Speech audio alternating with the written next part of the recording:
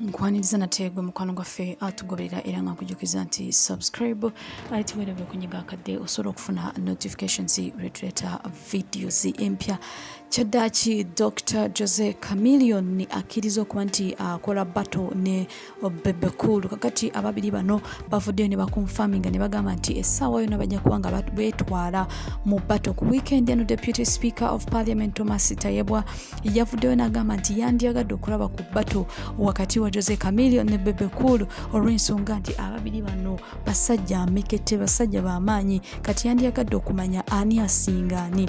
Deputy Speaker bino yabyogedde n'agamba nti asaba Bebecool akkirize wabeewo battle wakati we ne omukulu Jose Chameleon. Ekintu Bebecool kye yakkiriza n'agamba nti kirungi nnyo okuba nti akola battle ne Bebecool olw'ensonga Jose Chameleon olw'ensonga nti kyongera okulaakulanya music industry ate kizaamu amaanyi abaana abato abali eyo abagala okuba nti bayingira music industry ate nga tebayina busobozi obanga tebayina encouragement okuba nti bayingira music battle. Kakati Bebecool yayongeddeko n'agamba nti battle teyinza esobola okuba nti egenda kukuza music wabula egenda okuba nti ekuza n'ebyobulambuzi.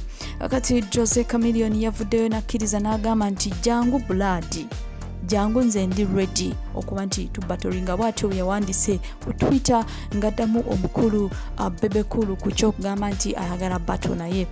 Amore marageti lunaku olwaleero ge mawulire ag'omwana muwala chosen Becky ne bbawe wetwogerera ba welcoming omwana omulenzi omulala.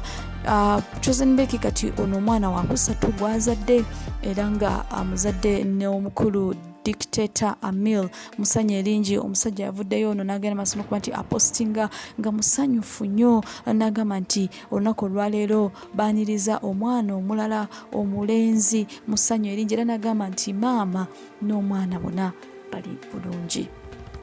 Mwana marageti lunaku olwaleero ge mawulire agamwana muwala Karwakasita kyaddaaki amaziriza okuba nti ategeka konsati ate nga agenda kuba nga ayimba live oluvannyuma lw'okuba nti amaze emyaka 6 mu music industry era nga afulumiza hits eziwerako. Kakati Karwakasita kyaddaaki asazeewo n'agamba nti kati agenda kuba nga ateekawo concert era nga ayimba ku live. Amara marageti lunaku olwaleero ge mawulire aga mwana mulenzi Apas avuddeyo n'avumirira ekikolwa eky'abayimbi ennaku zino kubanga bingaginga mu battles.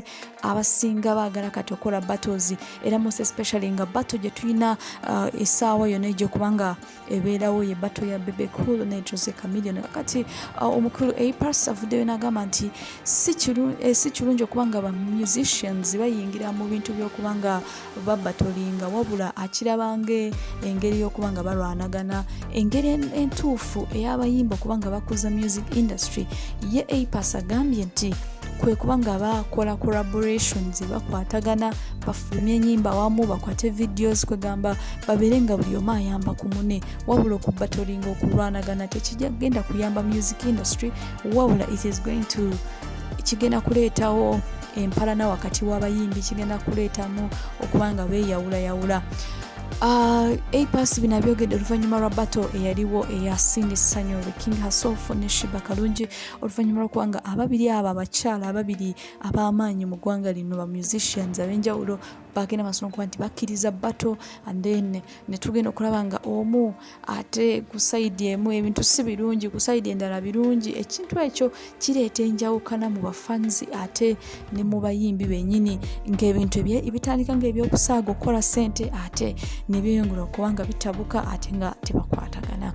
Kati ye nga Apas agambye nti ayagala okulaba nga music industry ekula ate nga abayimbi bayambagana, buli muyimba ayamba ku munne kwegamba bakwatagana ate